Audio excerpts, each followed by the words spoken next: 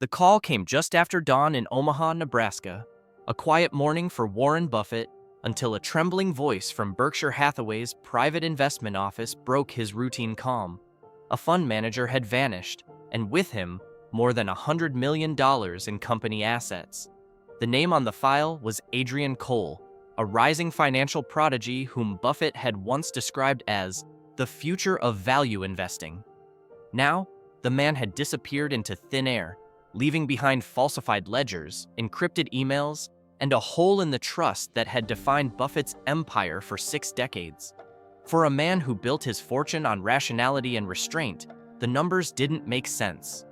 The loss wasn't just money, it was meaning.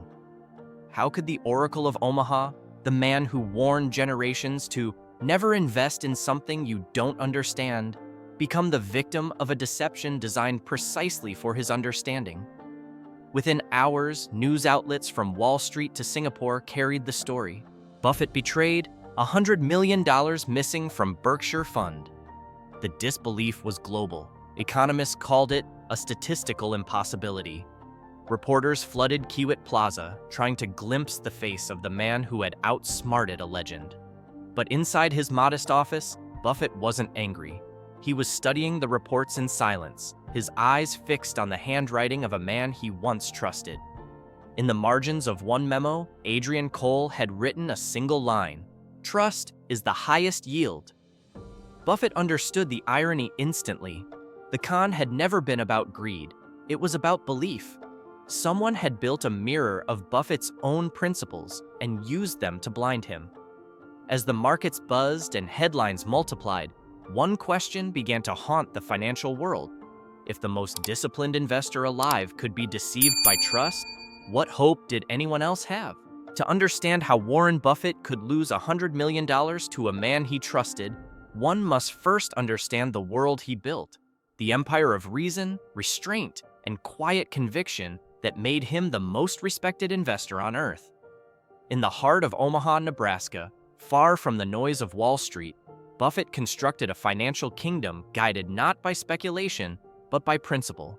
His company, Berkshire Hathaway, became a fortress of integrity where words like discipline, patience, and trust were treated as assets with measurable value.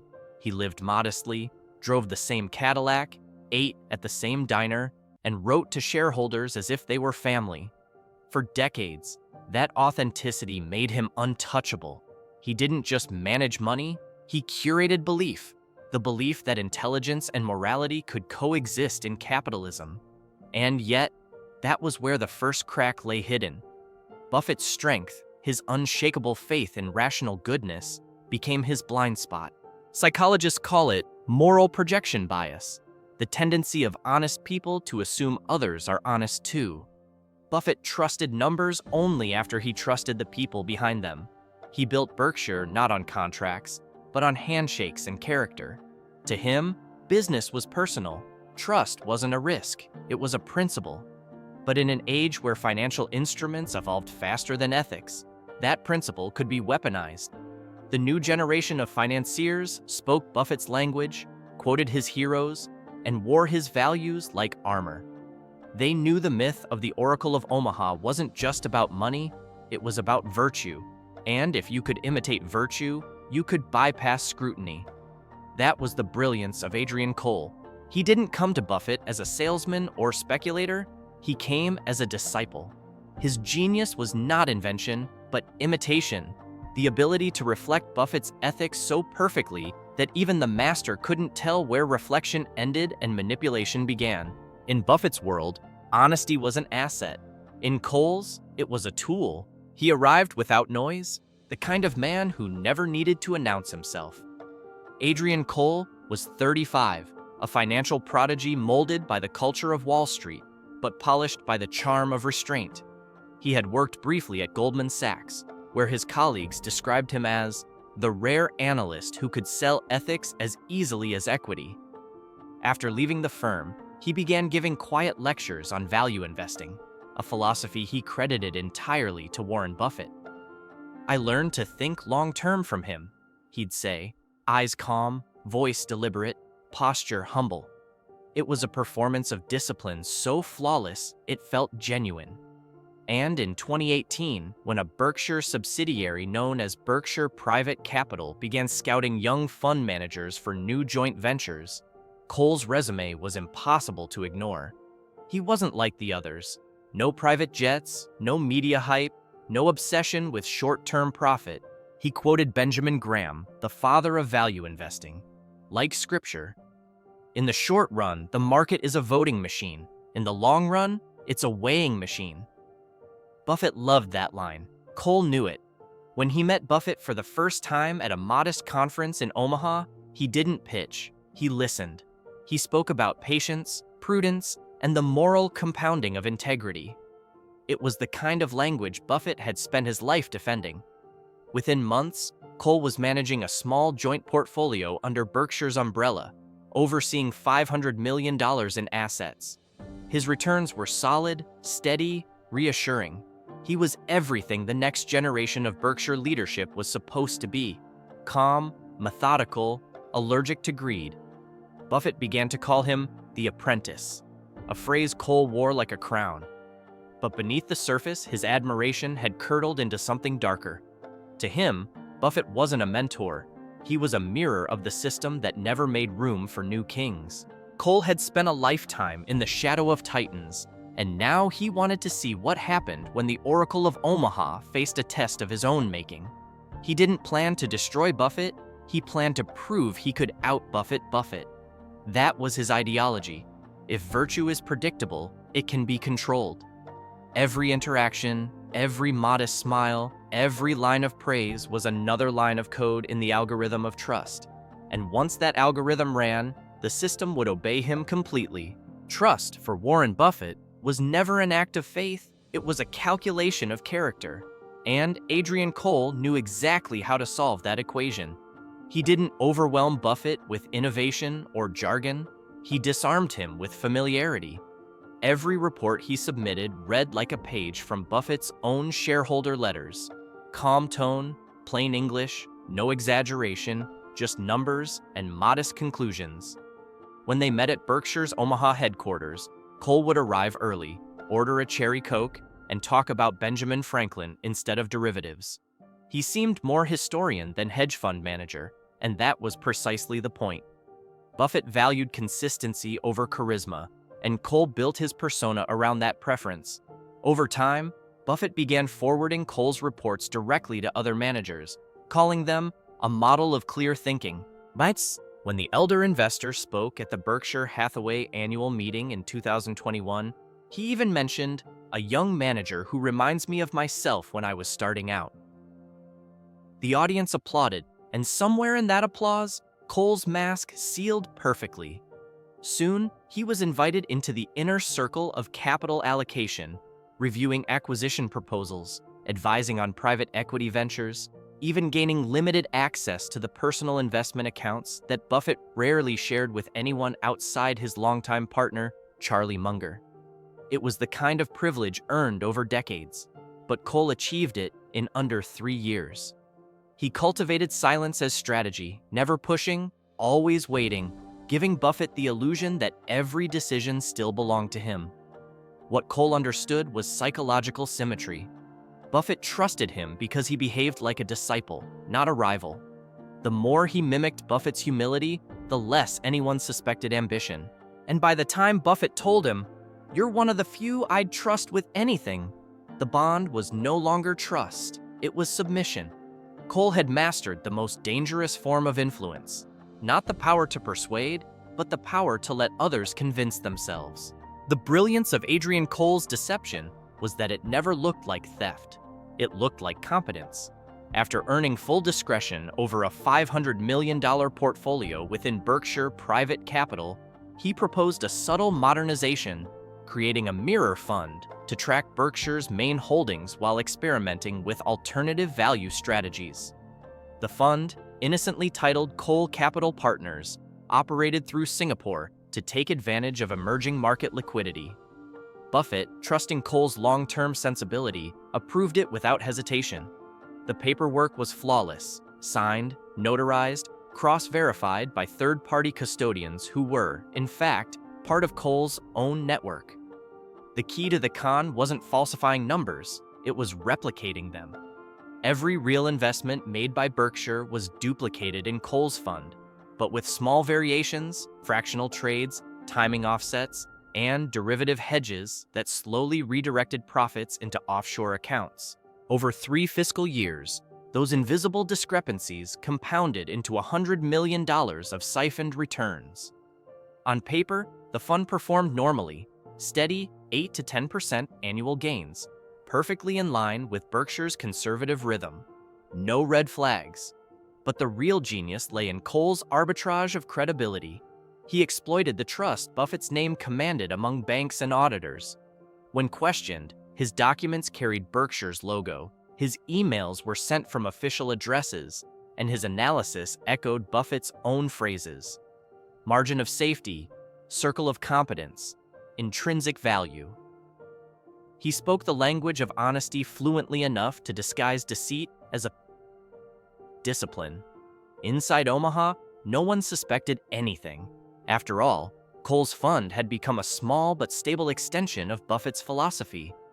Meanwhile, Cole quietly established 2 holding entities, Aurelius Management Limited and Veritas Global Trust, through which the diverted profits flowed into private equity deals in Switzerland and Dubai. The transactions were hidden under the guise of currency swaps and hedging differentials, terms complex enough that even auditors glossed over them.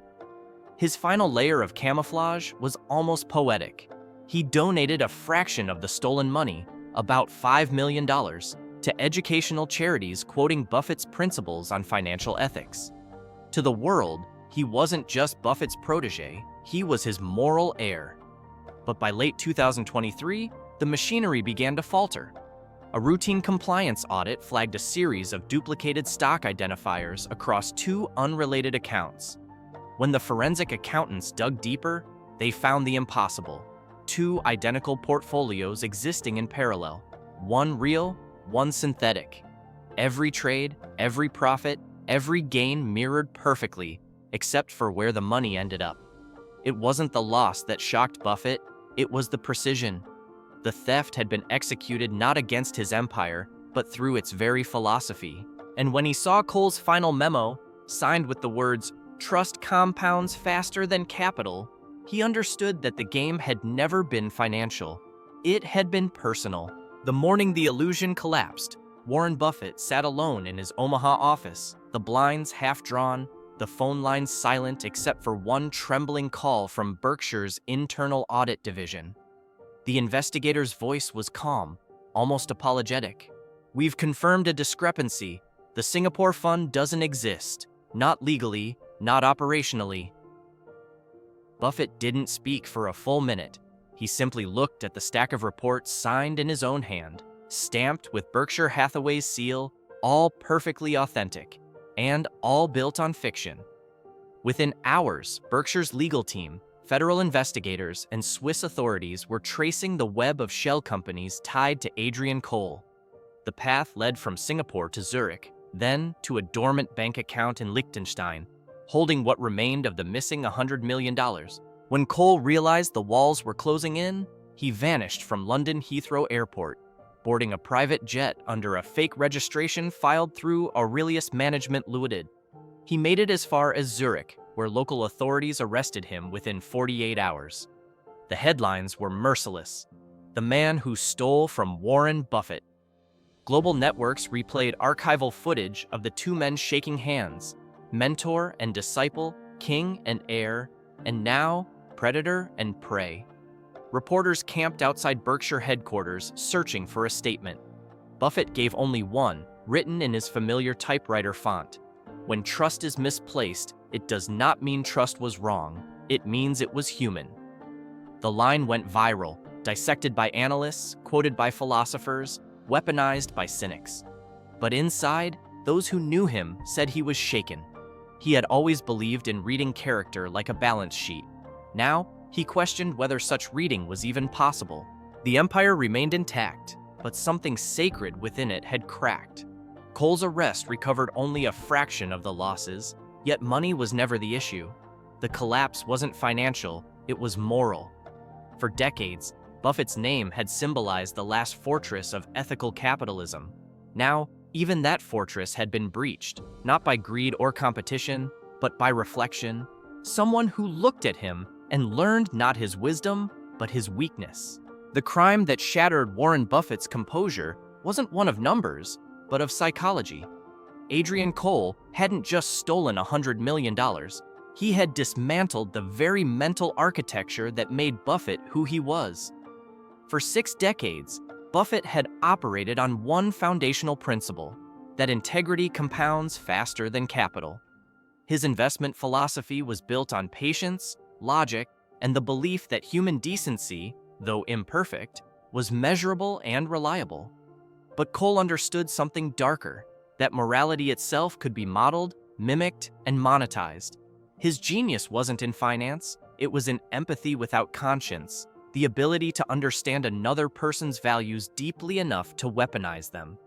Psychologists call it cognitive empathy, the talent sociopaths use to manipulate trust by mirroring emotion rather than feeling it. Cole studied Buffett's writings, interviews, even his pauses during speeches. He didn't learn how to invest like Buffett, he learned how to sound like Buffett. He mimicked humility, patience, alarm, and long-termism, knowing that in a world obsessed with deceit, nothing disarms faster than sincerity. Meanwhile, Buffett's own psychological bias made him vulnerable. He suffered from moral projection bias, the belief that honesty is contagious. He saw decency as a universal language and assumed that those fluent in it must share its meaning. He once said, "You can't make a good deal with a bad person." But Cole proved the inverse. You can make a perfect deal with a person pretending to be good. Their dynamic wasn't just mentor and student, it was mirror and reflection, the purest form of manipulation because it disguised imitation as inheritance. And perhaps that's what wounded Buffett most. Not that he lost money, but that his virtue became predictable. Cole had turned goodness into a formula, and formulas can be exploited. To the end, Buffett refused to call him evil. He said simply, he mistook cleverness for wisdom. But behind those words was an unspoken admission that even wisdom, when it begins to admire its own reflection, loses the ability to see deception. In the game of power, it wasn't greed that broke the Oracle of Omaha. It was belief, the most human flaw of all. In the months that followed Adrian Cole's arrest, Warren Buffett did what he had always done. He went back to work. He attended shareholder meetings, wrote his annual letter, and faced the cameras with the same calm tone the world had trusted for half a century. But those who knew him well said something had changed. The letters were still wise, still precise, but colder. The warmth, the quiet humor about cherry cokes and hamburgers was gone. Where once he wrote about trust as the foundation of capitalism, he now spoke of systems, checks, and the fallibility of faith. He had learned that ethics, when left unguarded, becomes its own form of risk. Adrian Cole was sentenced to 12 years in a Swiss prison, but his name became more than a headline. It became a parable whispered across trading floors and boardrooms. If Warren Buffett can be deceived, who can't? The story shook the financial world not because of its scale, but because of its symbolism. Cole hadn't just robbed a man, he had robbed an idea. The belief that intelligence and morality could coexist without suspicion. The loss of $100 million was recoverable. What wasn't was the innocence of trust. Buffett told an interviewer months later, "I don't regret trusting people. I regret not preparing for the day someone would deserve neither trust nor hate." It was the sound of a man still carrying faith, but no longer comfort. In the end, the empire survived, as empires often do, rebuilt on stricter rules and colder eyes. But the mirror had cracked, and no reflection ever looks the same again. Crumbling Thrones reminds us that not all empires fall in fire. Some erode in silence. Grain by grain, through the hands they once believed were steady. Because even the purest wisdom can become blindness when it forgets that every saint is still made of flesh, and every throne, no matter how moral, can crumble from within.